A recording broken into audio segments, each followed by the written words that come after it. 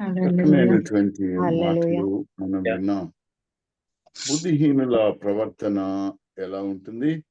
బుద్ధి ఉన్న వారి ప్రవర్తన ఎలా ఉంటుంది? ఈ బుద్ధి కలిగి జీవించడము క్రైస్తవ జీవితంలో ఎంత ప్రాముఖ్యమైనది అనేటువంటి మాటలను మనం చక్కగా విన్నాం. అయితే ఈ ఉదయ కాలంలో మరి ఒక మాటతోటి ముందుకి కొనసాగుదాం ప్రియులారా. మనం ఈ మాటను ఎందుకు ఈ ఉదయ కాలంలో ధ్యానం చేయడం కొరకు ప్రభు దయచేశాడో నాకైతే తెలియదు, కానీ ఒక మాట మాత్రం చెప్పగలుగుతా. గత 3-4 వారముల నుండి ఆత్మను దుఃఖపరచకుడి అనే విషయాన్ని చూసాం. అవునా కాదా? ఆత్మను దుఃఖపరచకుడి, అలాగే ఆత్మను ఆర్పకుడి అనేటువంటి విషయం మీద కూడా ధ్యానం చేశాం. మరి విశ్వాసులుగా ఉన్నటువంటి మనం ఆత్మను దుఃఖపరచడం అంటే ఏమిటి? ఆత్మను ఆర్పేయడం అంటే ఏమిటి? నీ ప్రవర్తన, నీ తలంపులు, నీ క్రియలు ఏ విధంగా ఉన్నాయి అనేటువంటి దాని మీద మనము ధ్యానం చేసుకుంటూ ఉన్నాం. అయితే ఇదే సందర్భంగా మరి యొక్క మాట, ప్రముఖమైనటువంటి మాట, ద టెంప్టేషన్, శోధన అనేటువంటి మాట మీద ఉదయ కాలంలో ధ్యానం చేసుకుందాం పిల్లరా. మత్తయి సువార్త 4వ అధ్యాయము 1వ వచనాన్ని చూడండి ఒకసారి. మత్తయి సువార్త 4వ అధ్యాయము 1వ వచనం, లేకపోతే మొదటి 6 వచనాలు చదువుకుందాం. అప్పుడు యేసు అపవాది చేత శోధింపబడుటకు ఆత్మ వలన అరణ్యమునకు కొనిపోబడెను. 40 దినములు 40 రాత్రులు ఉపవాసముండిన పిమ్మట ఆయన ఆకలి గొనగా ఆ శోధకుడు ఆయన యొద్దకు వచ్చి, నీవు దేవుని కుమారుడవైతే ఈ రాళ్లు రొట్టెలగునట్లు ఆజ్ఞాపించుమనెను. అందుకాయన, మనుష్యుడు రొట్టె వలన మాత్రము కాదు, కాని దేవుని నోట నుండి వచ్చు ప్రతి మాట వలనను జీవించును అని వ్రాయబడి ఉన్నదనెను. ఆమేన్. 5వ వచనం కూడా చదవము.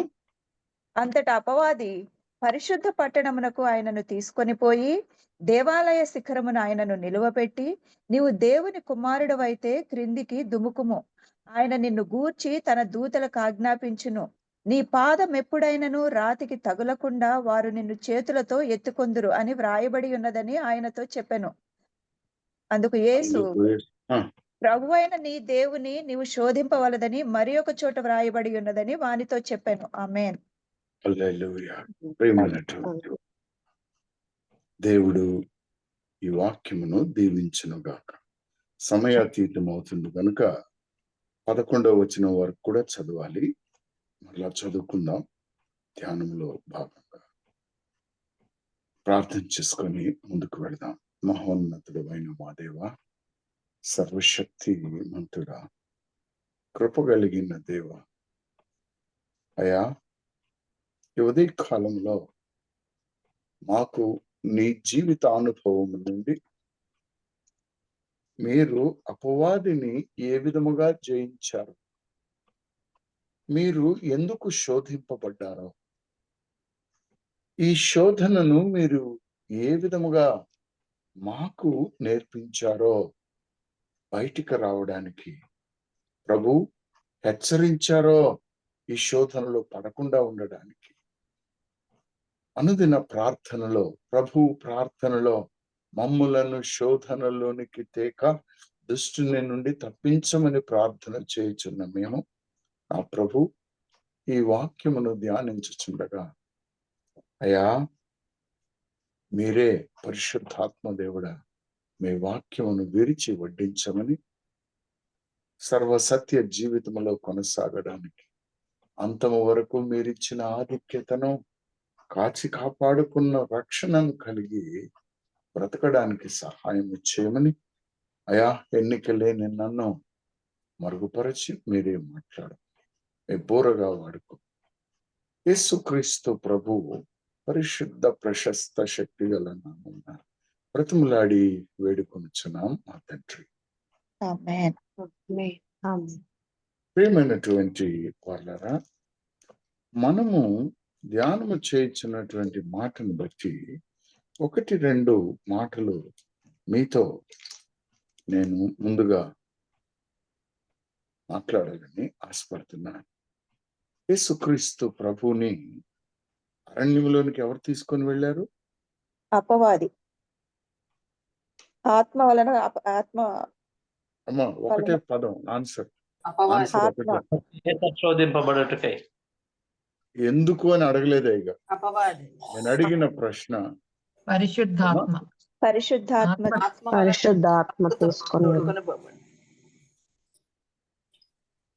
మళ్ళీ ఒక్కసారి ఆత్మ వలన ప్రశ్న. ఆత్మ అరణ్యమునకు వలన తీసుకొని అరణ్యమునకు ఆత్మ అమ్మా, వలన పోబడ్డారండి. అమ్మా. ఆత్మ వలననే తోడుకొని పోబడి.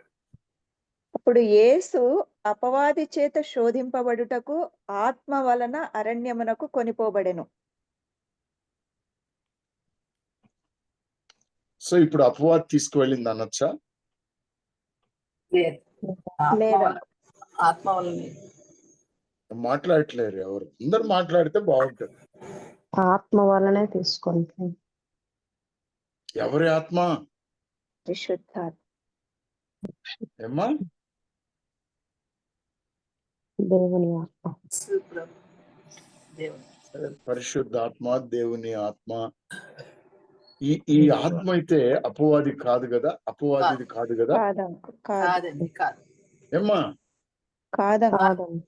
అనుమానం లేకుండా ఈ ఉదయ కాలంలో మాట్లాడాలని ఆశపడుతున్నాను నేను. ఉన్నటువంటి అనుమానాన్ని తొలగించుకోవాలి. చాలా సంవత్సరాలు నేను ఈ యొక్క విషయంలో ధ్యానం చేసుకోకుండా నన్ను నేను ప్రశ్నించుకుంటుండేవాడిని.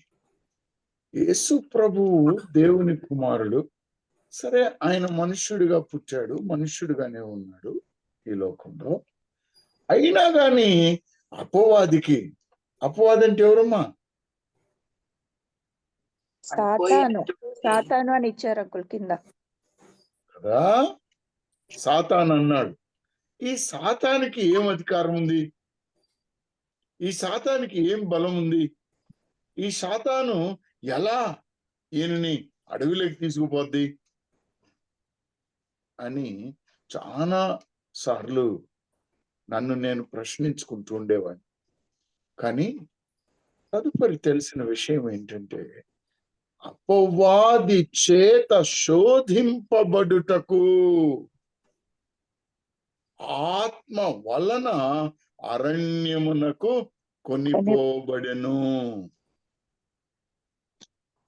అరణ్యమునకు కొనిపోబడెను. ఇక్కడ మనం గమనించవలసినటువంటి మాట ఏమిటి అనంటే, ఈ అరణ్యమునకు కొనిపోబడిన తరువాత 2వ వచనం చూడండి అమ్మా. 40 దినములు 40 రాత్రులు ఉపవాసం ఉండిన పిమ్మట ఆపుదాం తల్లి. ఆత్మ అరణ్యానికి తీసుకొని వెళ్ళింది. ఏం చేశాడు అక్కడినా? ఉపవాసం ఉన్నాను. ఉపవాసం ఎన్ని రోజులు? 40 రాత్రులు ఉపవాసం. ఏమ్మా? 40 days అంకుల్. 40 దినములు 40 రాత్రులు. అది చాలా ఇంపార్టెంట్. 40 దినములు 40 రాత్రులు ఉపవాసం ఉన్నాడు.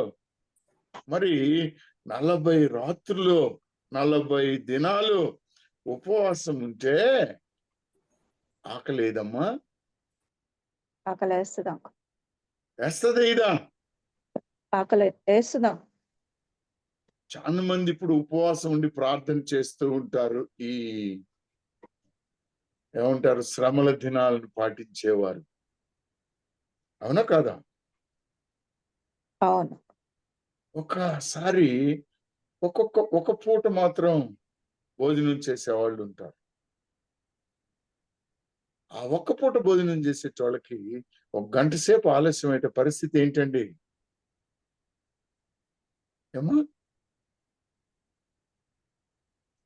ఏమ్మా? ఆతృతగా తింటారు అంకుల్.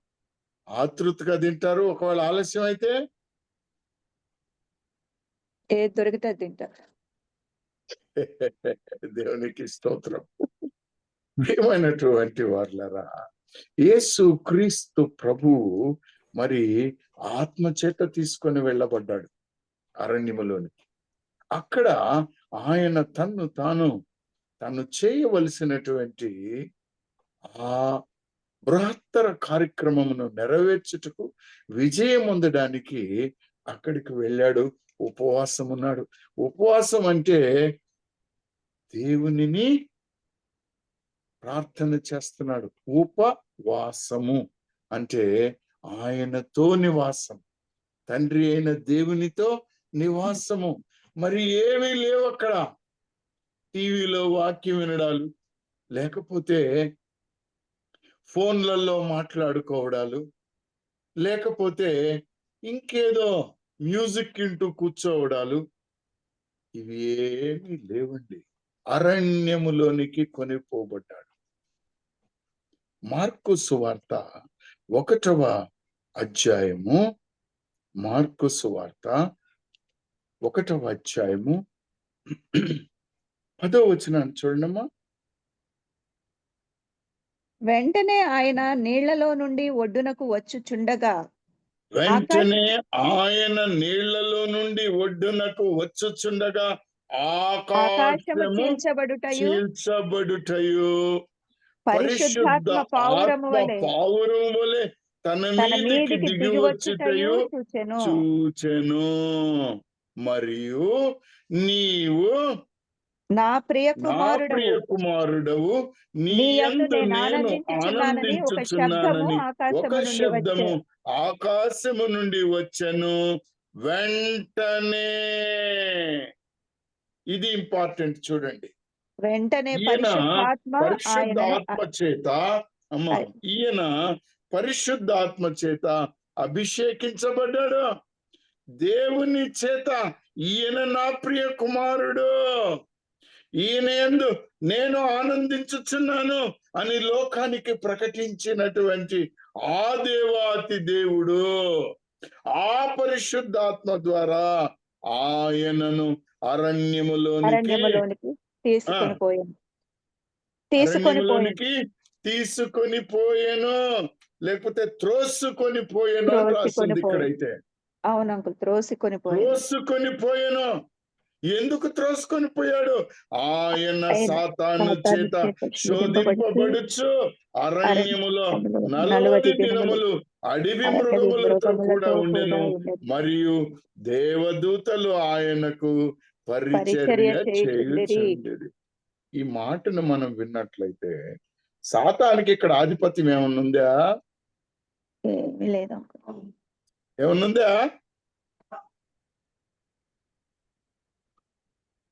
ఎవరు మాట్లాడట్లేరండి. ఉందమ్మా సాతానుడికి ఏమన్నా ఆధిపత్యం? లేదు. యేసు క్రీస్తు ప్రభువు తన్ను తానుగా ఆత్మచేత అరణ్యములోనికి నడిపింపబడ్డాడు. అరణ్యములో ఆయన 40 దినములు 40 రాత్రులు ఆయన ఉపవాసం ఉన్నాడు, ప్రార్థనలో గడుపుతున్నాడు. ఈయన ప్రార్థనలో ఎప్పుడైతే గడుపుతూ ఉన్నాడో అపవాది శోధించడానికి ప్రయత్నం చేశాడు. కానీ ఈ ప్రయత్నాన్ని దేవుడు ఓడగొట్టాడు, అవకాశం ఇవ్వలేదు అపవాదికి. ఆయన జయించాడు. ఈ అపవాది తంత్రములేమిటో ఆయన ఎరిగి ఉన్నవాడు గనుక ఆయన జయించాడు. ప్రియులారా, చూడండి కావాలంటే మరొక మాట, లూకా సువార్తలో ఉన్నటువంటి మాట 4వ అధ్యాయం 1వ వచనాన్ని చూడండి. యేసు పరిశుద్ధాత్మ పూర్ణుడై యోర్దాను పరిశుద్ధాత్మ పూర్ణుడై యోర్దాను నది నుండి తిరిగి వచ్చి 40 దినములు ఆత్మచేత. ఒక్క మాట తండ్రి. యోర్దాను నది నుండి తిరిగి వచ్చి, యోర్దాను నదిలో ఏమైంది ఆయనకి? బాప్తిస్మము పొందాడండి. బాప్తిస్మం పొందాడు. అక్కడ పరిశుద్ధాత్మ అభిషేకము జరిగిందండి. తండ్రి అయిన దేవుడు ఈయన నా కుమారుడు అని చెప్పాడండి. పిల్లరా, ఒక మాటను మీతో చెప్పాలి. ఈ లూకా సువార్త 4వ అధ్యాయము 1వ వచనము, అలాగే మార్కు సువార్త 1వ అధ్యాయము 8 నుండి మనము గనక గమనించినట్లయితే, చదవబడినటువంటి మూల వాక్యమైన మత్తయి సువార్త 4వ అధ్యాయంలో కూడా గమనించినట్లయితే, యేసు క్రీస్తు ప్రభువు దేవుని ఆత్మ వలన, పరిశుద్ధాత్మ వలన అరణ్యమునకు కొనిపోబడ్డాడు. ఇక్కడ అపవాది యొక్క ప్రమేయము లేకపోతే ఆధిపత్యము ఏమీ లేదు. ఈయన ఉపవాసములో తన సమయాన్ని గడుపుచూ ఉన్నప్పుడు, తన్ను తానుగా సిద్ధపడుతూ ఉన్నప్పుడు, తన యొక్క పనిని పూర్తి చేయడానికి, తన ప్రాణమును కూడా ఈ లోకము కొరకు పెట్టడానికి సిద్ధపడుతూ ఉన్నప్పుడు, అపవాది ఇతనిని శోధించుటకు వచ్చింది. అవమానము పాలై పోయింది, త్రొక్కబడింది. మరణమును జయించుటకు వచ్చినటువంటి దేవాతి దేవుడు అపవాదిని జయించాడు. ఈ జయాన్ని నీకు నాకు అందించాడు. హల్లెలూయా. నీకు నాకు అందించాడు. కాబట్టి యేసుక్రీస్తు ప్రభువు మీద అపవాదికి ఎలాంటి ఆధిపత్యము లేదు. ఈ మాట చెప్పడానికి నేను ఎంతగానో ఆనందిస్తున్నాను ప్రియులారా. ఎందుకంటే ఈ వాక్యమును సక్రమంగా మనం అర్థం చేసుకోకుండా అనేక పర్యాయాలు అపవాది తీసుకువెళ్ళింది, శోధించింది, అరణ్యంలో 40 రోజులు పెట్టింది అని అంటాం. కాదండి, కాదండి. ఆత్మ, ఆత్మ, ఈ ఆత్మనే ఆర్పకుడి, ఈ ఆత్మను దుఃఖపరచకుడి, ఆత్మయందు ఆనందించుడి అన్నటువంటి మాటలను ధ్యానం చేశాం పిల్లరా. ఈ ఆత్మను నీవు కలిగి ఉన్నావు కదా. ఈ గ్రూప్ లో ఉన్న నీవు ఈ ఆత్మను అభిషేకముగా పొందుకున్నావా లేదా? పొందుకున్నావా? పొందుకున్నాము. ప్రియమైనటువంటి వారలారా, ఇంకా ఒకవేళ మనము గనక ఈ మత్తయి సువార్తలో 4వ అధ్యాయం నుంచి అధ్యాయంలో 1 నుంచి 11 వరకు చూస్తే ఎన్ని విధాలైనటువంటి శోధనలు, ఆ శోధకుడు, ఆ పదం చూడండి, శోధకుడు. 3వ వచనం చూడమ్మా, 4:3. ఆ శోధకుడు ఆయన యొద్దకు వచ్చి. ఆ శోధకుడు ఎవరు? శోధకుడు అంటే అపవాది. అంతేగాని చాలా మంది దేవుడు నన్ను శోధిస్తున్నాడండి ఈ మధ్య, ప్రార్థన చేయండి అని అంటారు. అవునా? నిజమా కాదా? నిజమే. అది కరెక్టా వాళ్ళనే మాట? లేదు, మన వాక్యం ద్వారా నింపబడితే వాడు రాడు మన దగ్గరికి. అది సరే, శోధకుడు ఎవరు? అపవాది. దేవుడు శోధిస్తున్నాడు అని అంటారు. ఏమంటారు తల్లి? దేవుడు శోధిస్తున్నాడు అని అంటారు. దేవుడు ఎప్పుడు శోధించడమ్మా నిన్ను. దేవుడు ఎప్పుడు శోధించడు. చూద్దాం వాక్యంలోనికి ఇంకా ముందుకు వెళ్ళి మనము చూద్దాం ప్రియులారా. ఎందుకు నేను ప్రత్యేకంగా ఈ దినం ఈ యొక్క మాటల మీద మాట్లాడుతున్నానంటే, మత్తయి సువార్తలో 26వ అధ్యాయం 41 చూడండి మా.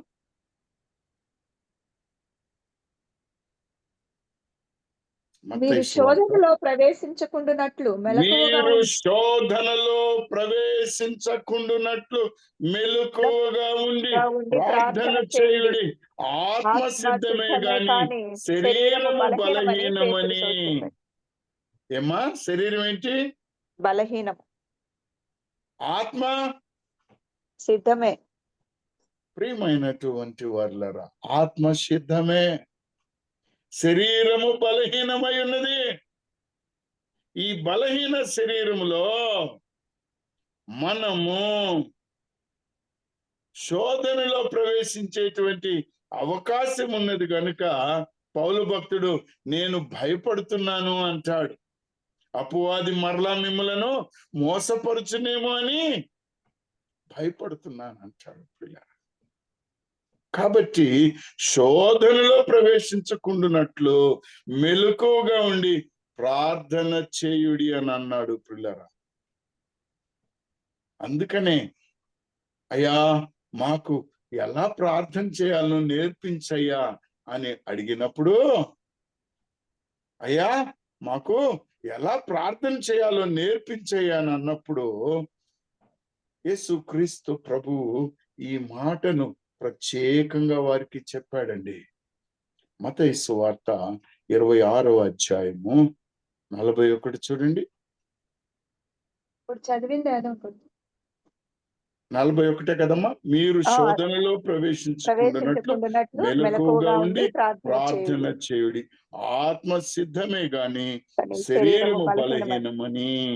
పిల్లరా 6వ అధ్యాయం 13వ వచనం చూడమ్మా. మమ్మను శోధనలోకి తేక దుష్టుని నుండి శోధనలోనికి తేక దుష్టుని నుండి మమ్మను తప్పింపుము. ఎవరిని తప్పించాలి? దుష్టుని నుండి. హల్లెలూయా. మమ్మును శోధనలోనికి తేక దుష్టుని నుండి మమ్మును తప్పించుము. ఇక్కడ శోధకుడు దేవుడు అవుతాడు. అప్పుడు ఆ శోధకుడు నుండి తప్పించేటువంటి వాడు దేవుడు. ఆ శోధన నుండి తప్పించేటటువంటి వాడు తండ్రి. ఆ శోధన నుండి తప్పించేవాడు దేవుడు. ఎలా తప్పిస్తాడు అనేది మళ్ళా చూద్దాం, లేకపోతే మనం ఎలా తప్పుకోవాలి అనేది చూద్దాం. రెండవ మాట, మీకు నేను ఈ ఉదయ కాలంలో వినుచున్న వారందరికీ కూడా, వినబోయే వాళ్ళకు కూడా చెప్పే విషయం మొట్టమొదటిది ఏంటంటే, దేవుడు అపవాది చేత అరణ్యమునకు కొనిపోబడలేదు. ఆయన పరిశుద్ధాత్మ ద్వారా అభిషేకము పొందిన తర్వాత యోర్దాను నది నుండి వెంటనే అక్కడికి వెళ్ళాడు. ఎందుకు వెళ్ళాడు అని అంటే, అపవాది చేత శోధింపబడుటకు, తద్వారా దానిని జయించుటకు, ఆ జయమును ఈ లోకాన్ని అందించడానికి ఆయన తన ప్రణాళికలో భాగంగా అరణ్యానికి వెళ్ళాడు.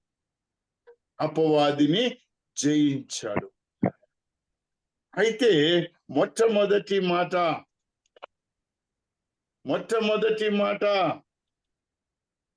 ఏమిటి అని అంటే, దేవుడు మనల్ని శోధింపడు. యాకోబు పత్రిక 1వ అధ్యాయం 13-14 వచనం చూడండి అమ్మా. ఎందుకు ఈ శోధనలు వస్తాయి,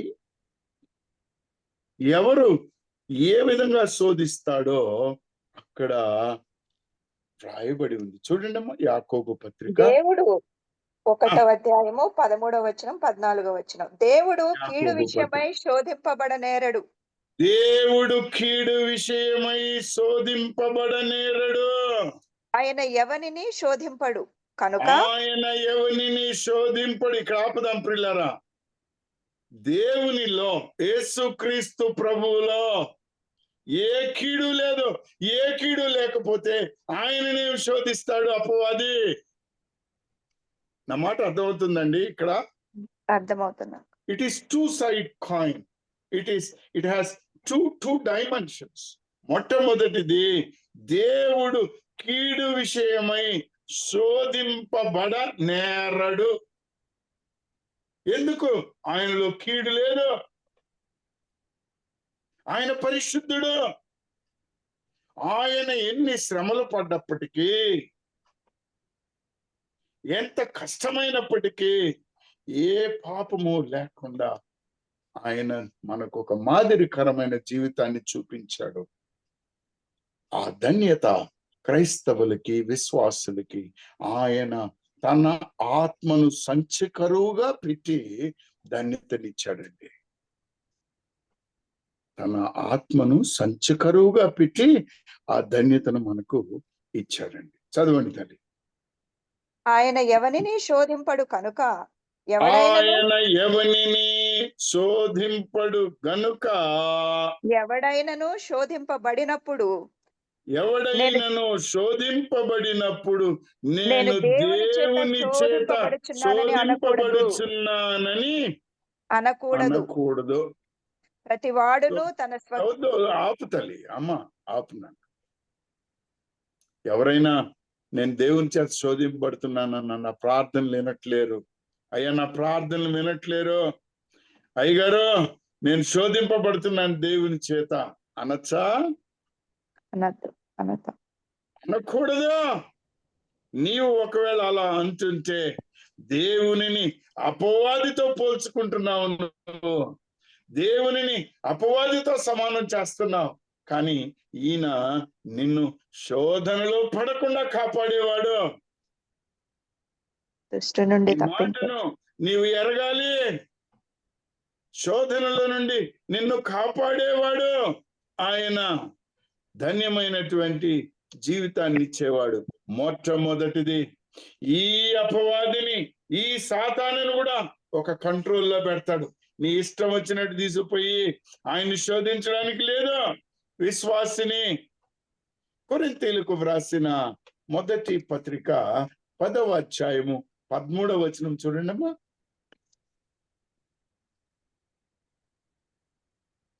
సాధారణముగా మనుష్యులకు కలుగు శోధన తప్ప. సాధారణముగా ఇక్కడ ఈ సాధారణము అనేటువంటిది ఎరగాలి ప్రియులారా.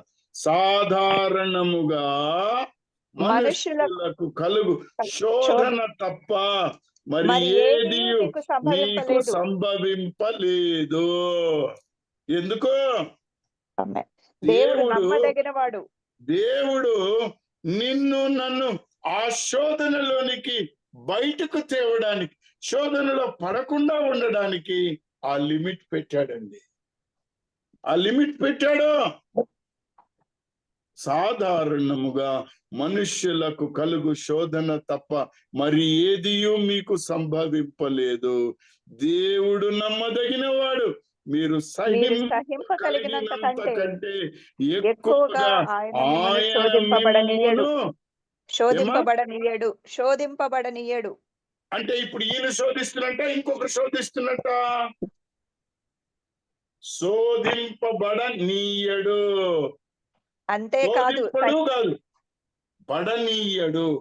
అంటే నిన్ను శోధిస్తుంటే దానిని కూడా కంట్రోల్లో పెడతాడు. ఇంకొకటి వచనం ఉంది అంకుల్. సహింపగలుగుటకు ఒక్క నిమిషం. ఈ క్లారిటీ లేక చాలా సంవత్సరాలు నా సమయాన్ని వృధా చేసుకున్నాను. ఎవరైనా ఏ ఒక్కరైనా ఇంకా ఉన్నారేమో ఇలాంటి వాళ్ళు, అలాంటి సత్యాన్ని ఎరగాలని నేను కొంచెం నెమ్మదిగా తెలియచెప్దామని ఆశపడుతున్నాను. మిమ్మును శోధింపబడనీయడు. ఆయన మిమ్మును శోధింపబడనీయడు అంటే ఆయన శోధించట్లేడండి, ఇంకొకరి చేత కూడా శోధింపబడనీయడు. ఆయన నమ్మదగిన వాడు. అంతేకాదు, ఇప్పుడు చదవమ్మా. సహింపగలుగుటకు ఆయన శోధనతో కూడా తప్పించుకొని మార్గమును కలుగచేయును. ఆమేన్. ఏంటోటి అమ్మా, ఇక్కడ శోధన ఉంది, కానీ ఆయన ఏం చేస్తాడు? నీకు తప్పించుకునే మార్గాన్ని చూపిస్తాడు. పిల్లారా, ఈ మార్గాన్ని ఎలా చూపిస్తాడో ఒక్కసారి యేసుక్రీస్తు ప్రభువుని తన యొక్క అనుభవంలోనికి వెళ్ళి చూద్దాం.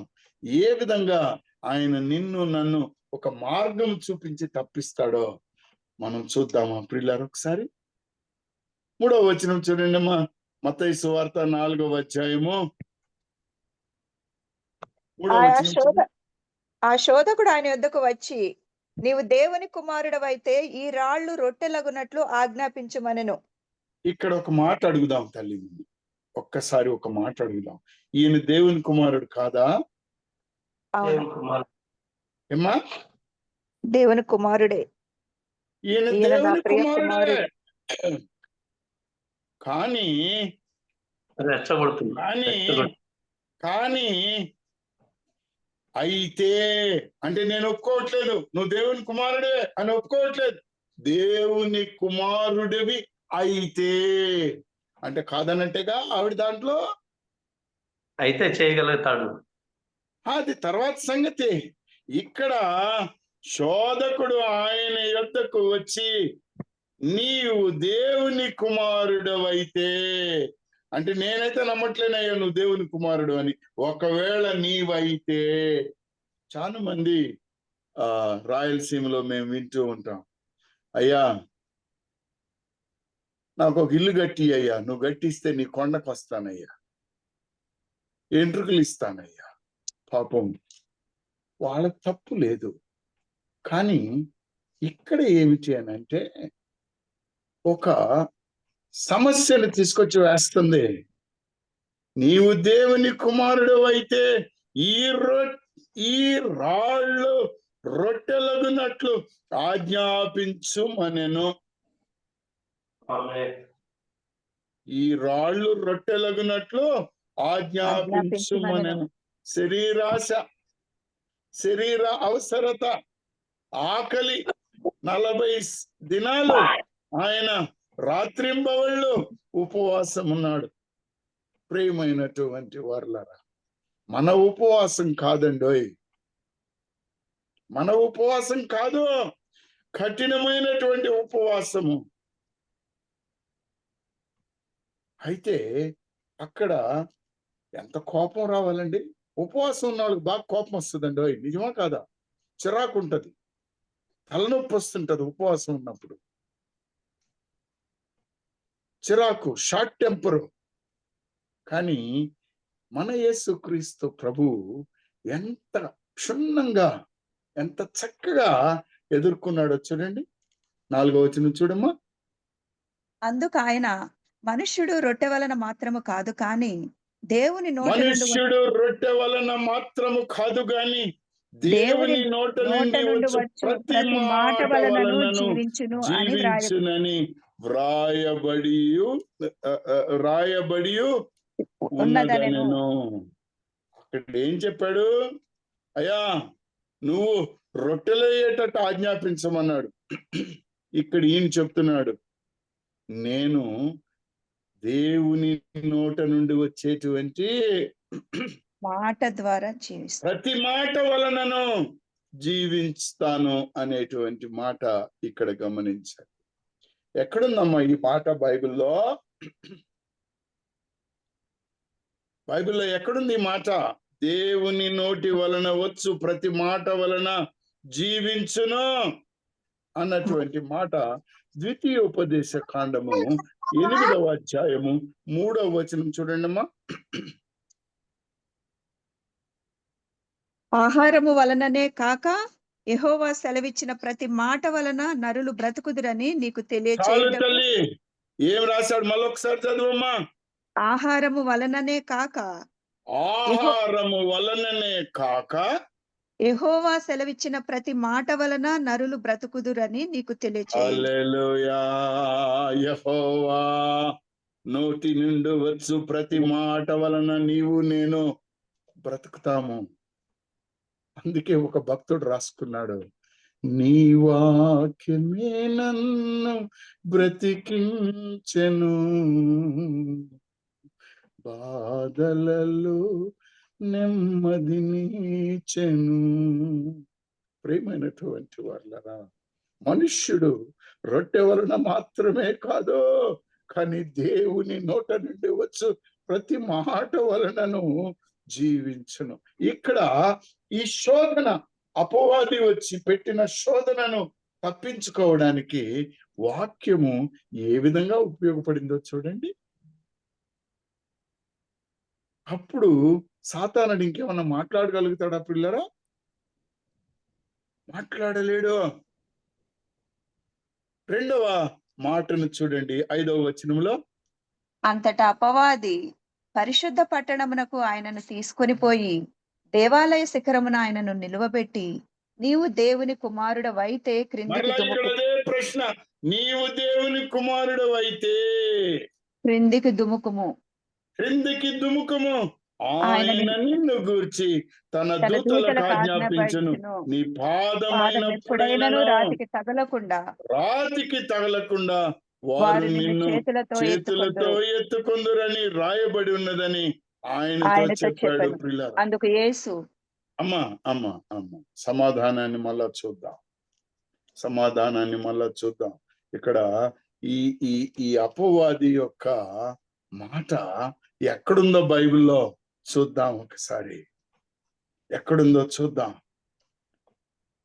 91వ దావీదు కీర్తన 11వ వచనం చూడండి ఒకసారి. నీ మార్గములన్నిటిలో నిన్ను కాపాడుటకు ఆయన నిన్ను నీ గూర్చి మార్గములన్నిటిలలో నిన్ను కాపాడుటకు ఆయన నిన్ను గూర్చి తన దూతలకు ఆజ్ఞాపించును ఆయన నిన్ను గూర్చి తన దూతలకు ఆజ్ఞాపించును ఆజ్ఞాపించును. నీ పాదములకు రాయి తగులకుండా వారు నిన్ను తమ ఇక్కడ చేతుల చూడండి, మీద ఇక్కడ చూడండి తల్లి, నీ పాదం ఎప్పుడైనను రాతికి తగలకుండా వారు నిన్ను చేతులతో ఎత్తుకొందురు అని చెప్పాడు అపవాది. వాక్యాన్ని ఉన్నది ఉన్నట్టే చెప్తూ ఉన్నాడు. అవును కానీ ఆయన కుట్రపూరితంగా చెప్తున్నాడు నీకు మరలా, నీవు దేవుని కుమారుడు అయితే అంటే దేవుని వాక్యం నెరవేరదు, నువ్వు అనవసరంగా చేస్తున్నావు అనేటువంటి భావన, ఉత్ప్రేరకత తీసుకొస్తున్నాడు పిల్లగా. అందుకు చదువు 7వ వచనం తల్లి. అందుకు యేసు ప్రభు అయిన నీ దేవుని నీవు శోధింపవలదని మరి ఒక చోట వ్రాయబడి ఉన్నదని వానితో చెప్పెను. హల్లెలూయా. అందుకు యేసు ప్రభు అయిన నీ దేవుని నీవు శోధింపవలదని మరి ఒక చోట వ్రాయబడి ఉన్నదని వానితో చెప్పాను. ప్రిల్లరా, ఎక్కడుంది ఇది? నీ దేవుని శోధింపవలదని ఎక్కడుందండి? ద్వితీయోపదేశ కాండము 6వ అధ్యాయము 16వ వచనం చూడండి ఒకసారి. మీరు మస్సాలో మీ దేవుడైన యెహోవాను శోధించినట్లు ఆయనను శోధింపకూడదు. ఏమా? ఆయనను శోధింపకూడదు. శోధింపకూడదు. ప్రియమైనటువంటి వారులారా, నీవు శోధన జయించడానికి మొట్టమొదట నీకు కావలసినది దేవుని వాక్యము. హల్లెలూయా. ఈ వాక్యము శరీరధారి అయి నీ దగ్గరకు వచ్చినాడు. ఆయన నీ మధ్యలో ఉన్నాడు, ఈ శోధనను జయిస్తున్నాడు. ఒక చక్కనైన మాట చెప్తాడు. 9వ వచనం చూడమ్మా. నీవు సాగిలపడి నాకు నమస్కారం చేసిన ఎడల వీటినన్నిటినీ నీకు ఇచ్చేదనని ఆయనతో చెప్పగా. ఇక్కడ ఆపుదామమ్మా. ఏమిటి? ఈ లోక ఎత్తైన ఒక కొండ మీదకి ఆయనను తోడుకొని పోయి ఈ లోక రాజ్యములన్నిటిని వాటి మహిమను ఆయనకు చూపి. ఇక్కడ గమనించాలి ఒక మాట, సాతానుకు మహిమ ఉందా? సాతానుకు మహిమ ఉందా? లేదా? మహిమ సాతాను తీసుకున్నాడు. అమ్మా మోసం.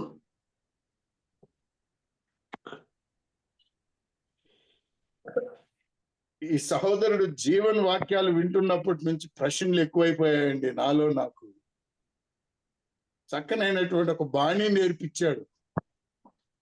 వాక్యాన్ని వివరించే విధానము లేకపోతే అర్థం చేసుకునే విధానం మనల్ని మనం ప్రశ్న వేసుకుంటే చాలా చక్కగా కనబడుతుంది. ఇక్కడ చూడండి, మరలా అపవాది మిగుల ఎత్తైన ఒక కొండ మీదకి ఆయనను తోడుకొని పోయి ఈ లోక రాజ్యములన్నిటినీ వాటి మహిమను ఏటి మహిమ?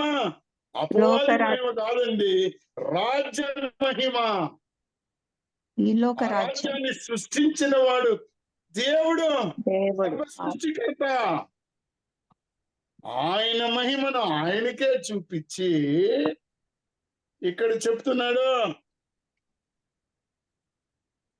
నీవు సాగిలపడి నాకు నమస్కారం వచ్చేసిన ఎడల వీటన్నిటినీ నీకు ఇచ్చేదనని ఆయనతో చెప్పగా.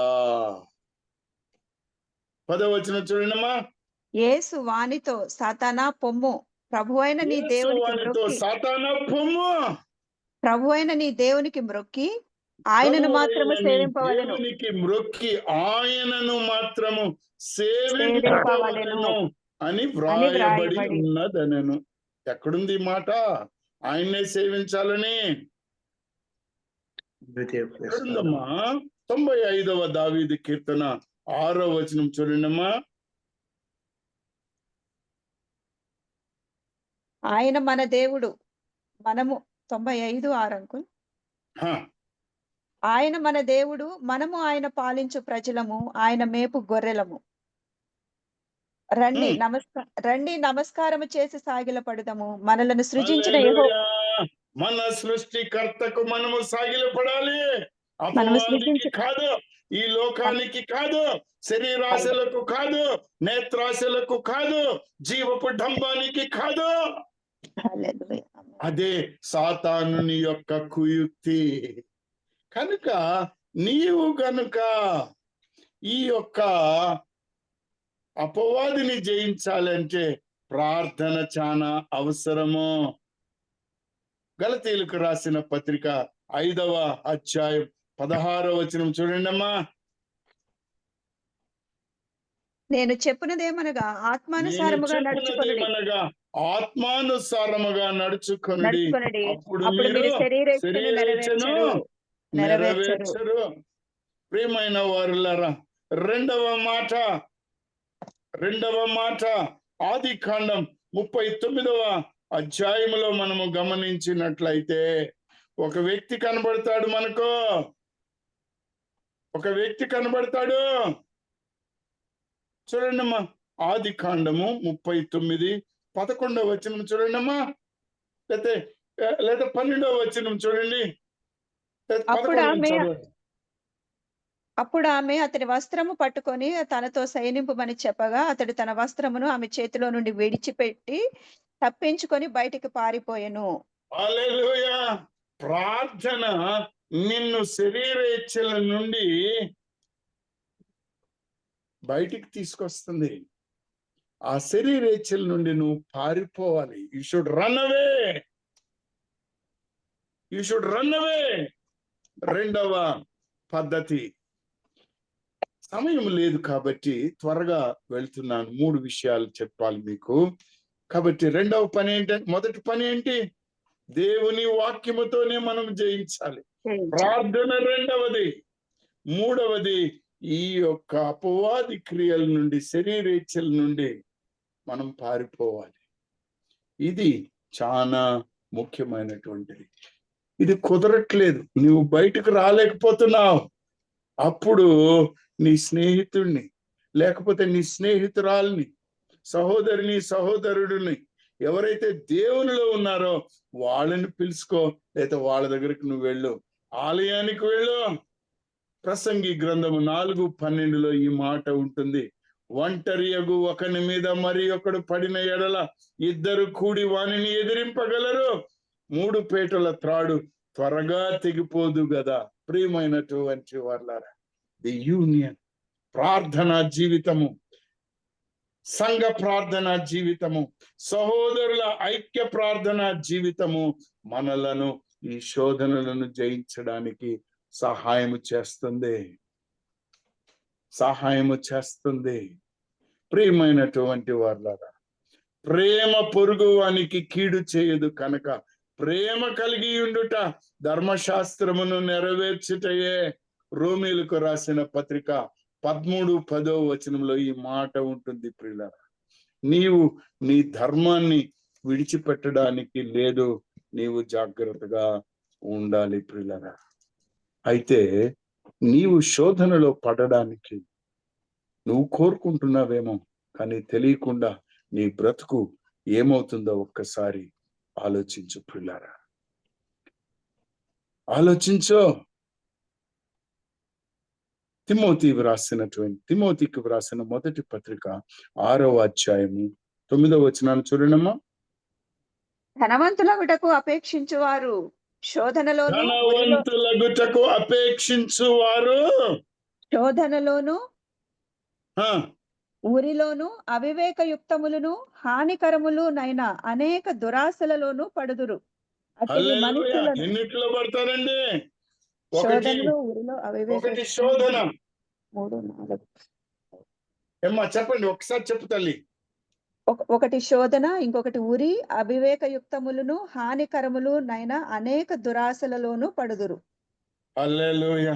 నీవు ఈ ధనాపేక్ష లేకుండా జీవించినట్లయితే క్రీస్తుని నీవు వాక్యమని శరీరధారి అయిన క్రీస్తుని ధరించుకోవాలి. రోమీయులకు రాసిన పత్రిక 13వ అధ్యాయం 14వ వచనం చూడండి అమ్మా. మెట్టుకు ప్రభు అయిన యేసుక్రీస్తును ధరించుకొనిన వారై, మెట్టుకు యేసుక్రీస్తు ప్రభువుని ధరించుకొనిన వారై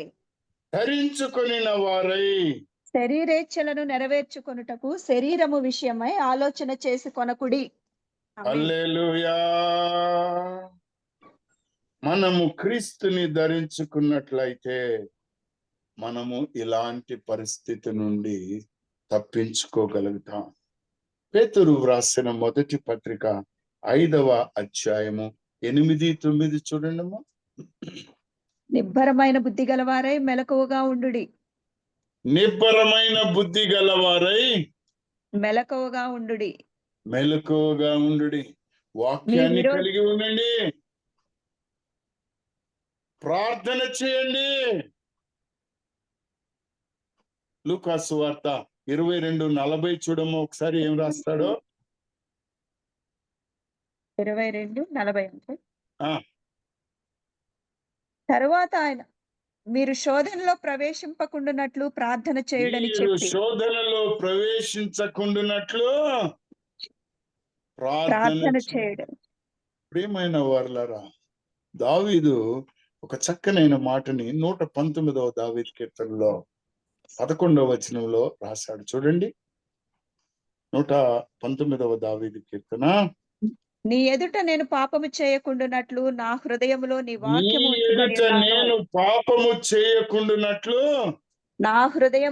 వాక్యము ఉంచుకొని ఉన్నాను.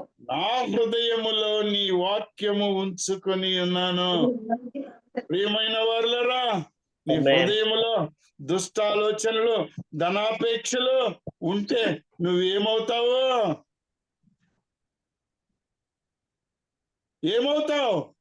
శోధనలో పడతావు.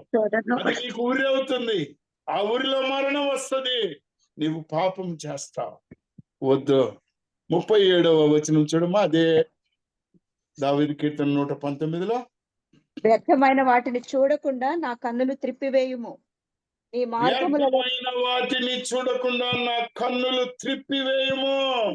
మార్గములలో నడుచుకొనుటకు నన్ను బ్రతికింపుము. ఆమేన్. నీ మార్గములలో నడుచుటకు నన్ను బ్రతికింపుము. నీ మార్గము ఏమై ఉన్నది? ఆలోచించుకో. మనకొక ప్రధాన యాజకుడు ఉన్నాడు పిల్లరా. ఆయన ఈ శోధనలన్నీ జయించిన వాడున్నాడు. నిన్ను నన్ను తప్పించగల సమర్థుడు. ఎప్పుడు నీవు వాక్యములో నిలిచి ఉన్నప్పుడు, ఎప్పుడు నీవు ప్రార్థన చేయించున్నప్పుడు, ఎప్పుడు నీవు ఆయన విజయాన్ని గుర్తు చేసుకొని విజయాన్ని జయించడానికి సిద్ధంగా ఉన్నప్పుడే. హెబ్రీయులకు రాసిన పత్రిక 4వ అధ్యాయము 15వ వచనం చూడండి అమ్మా. మన ప్రధాన యాజకుడు మన బలహీనతల యందు మనతో సహానుభవము లేనివాడు కాడు, కానీ సమస్త విషయములలో మన ప్రధాన యాజకుడు మన బలహీనతల యందు మనతో సహానుభవము లేనివాడు కాడు, కానీ మనతో సహానుభవము లేనివాడు కాడు, కానీ సమస్త విషయములలోనూ సమస్త విషయములలోనూ మన వలనే శోధింపబడినను మన వలనే శోధింపబడినను ఆయన పాపము లేనివాడుగా ఉండెను. ఆయన పాపము లేనివాడుగా ఉండెను. హల్లెలూయా. నీవు గనుక ఈ ధన్యతలో జీవించినట్లయితే నీకొక కిరీటం ఉంది. యాకోబు పత్రిక 1వ అధ్యాయం 12వ వచనం చూడండి అమ్మా. శోధన సహించువాడు ధన్యుడు. శోధన సహించువాడు ధన్యుడు. అతడు శోధనకు నిలిచిన వాడై ప్రభువు తన్ను ప్రేమించు వారికి వాగ్దానము చేసిన జీవ కిరీటము పొందును. ఆమేన్. జీవ కిరీటము పొందుతావు. ఆమేన్. ఆ జీవ కిరీటం పొందుతావు. హల్లెలూయా. పౌలు భక్తుడు తెస్సలోనికీయులకు రాసిన మొదటి పత్రిక 3వ అధ్యాయం 15వ వచనంలో ఒక మాట చెప్తూ ఉన్నాడు చూడండి. పౌలు భక్తుడు తెస్సలోని సంఘానికి రాస్తున్న మొదటి పత్రికలో 3వ అధ్యాయం 15లో ఒక మాట చెప్పాడు చూడండి అమ్మా.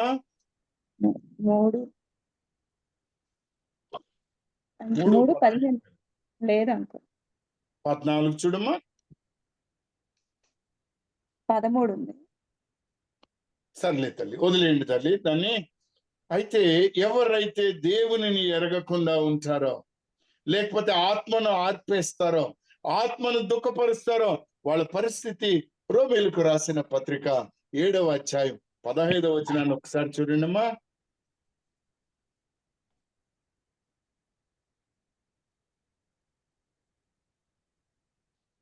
రోమీయులు 7:15వ వచనం.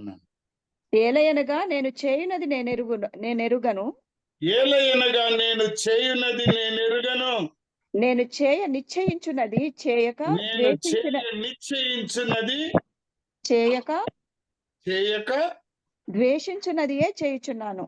ద్వేషించున్నదియే చేయుచున్నాను. పిల్లరా, ఎవరైనా నాశనం కోరుకుంటారా? ఎవరైనా ప్రాణం పోవాలని కోరుకుంటాడా? ఎవరైనా అపకీర్తి సంపాదించాలని కోరుకుంటాడా? ఎవరైనా కీడు కోరుకుంటారా? కోరుకోం. మరి ఈ శోధనలో పడిపోతే నీకు వచ్చేది ఏంటి? కీడే.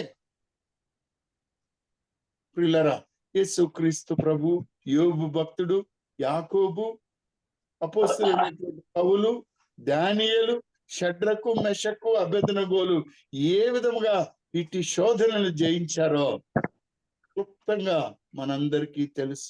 దేవాతి దేవుడు ఈ శ్రమల దిన ధ్యానముల సమయంలో మమ్మల్ని అంతము వరకు ఈ శోధనలో నుండి తప్పించడానికి సహాయపడిన యెహోవా దేవుడు, పరిశుద్ధాత్మ దేవుని మనకు సంచి కరువుగా ఇచ్చి ఉన్నాడు. కాబట్టి ఆ సంచి కరువుని, ఆత్మను దుఃఖపరచకుండా నీతివంతమైన జీవితం వైపుగా తిరిగి జీవించడానికి దేవాతి దేవుడు మనందరికీ సహాయము చేయునుగాక. ఆమేన్. హల్లెలూయా. మహోన్నతుడివి, సర్వోన్నతుడివి, సర్వశక్తిమంతుడు అయిన మా దేవ, అయా ఎన్ని